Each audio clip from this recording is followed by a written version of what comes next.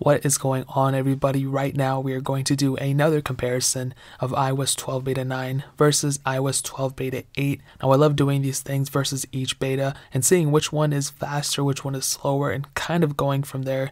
Now pretty much to break down the test as usual, I do a boot up test, I compare some apps, this and that, I do some heavier intensive apps and loading some web pages, and then I show the multi-core score. Now that's why I saved the score for the last part, because it really isn't that important, but it does kind of give us a glimpse of which one is faster in a way, and it's a little bit more universal score. So if you can see, iOS 12 beta 9 did actually boot up faster than iOS 12 beta 8, which is pretty interesting because it was an actual noticeable improvement in terms of the speed. And I actually saw a little bit of a decrease in speed on the iPhone 6 specifically, but I'll save that for the iPhone 6 video. In terms of opening up the App Store, you can see they both almost open up at the exact same time. And as I always say, I try to go like frame by frame and try to match these up every time. I'm losing my voice now, I don't even know what happened, but I try to match them up every time, so it's not just me like using two different phones.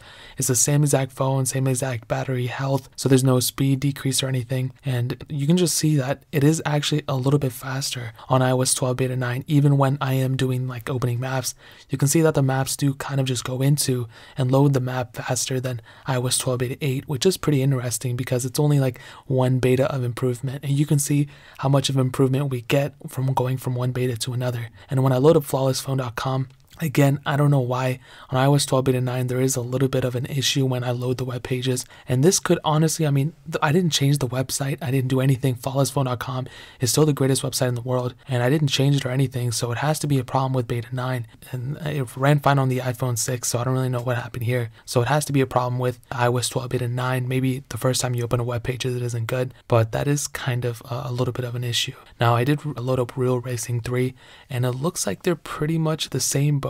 Maybe iOS 12 beta 8 is a little bit faster, but you can see like they're almost the same exact thing. And really that's kind of weird when it goes between like the intensive gating on something like this, because when you're going from iOS 11.4.1 to iOS 12 beta 9, there is actually quite a bit of improvement. I'm not gonna lie. If you haven't seen that speed comparison video, I would highly recommend you guys to watch it. But when you go from one beta to another, like I said, there usually isn't that big of an increase when you're kind of going from a more intensive app. And really the weird thing is that the multi-core score overall did go down. So you have 123,021 on iOS 12 beta 8, and on iOS 12 beta 9 you have 115,504.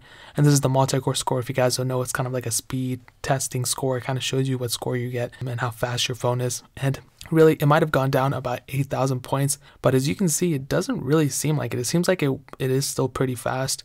So I'm not really too sure what happened there, but really some closing thoughts about iOS 12 beta 9. I think it's cool. I think it's improvement. My FaceTime glitch did stop, so I don't have that little FaceTime thing anymore, so that's good. I don't really notice any other issues either, but if I do run into some, I will definitely let you guys know. But that is pretty much it. If you guys have any questions or anything, please feel free to leave it down in the comment section below. Hit that like button, but definitely hit that subscribe button.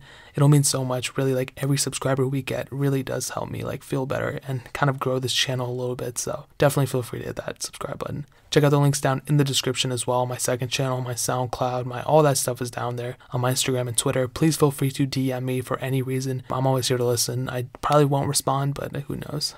But more importantly than everything else, I love every single one of you guys. And hopefully I'll catch you guys in the next video. Peace out till then.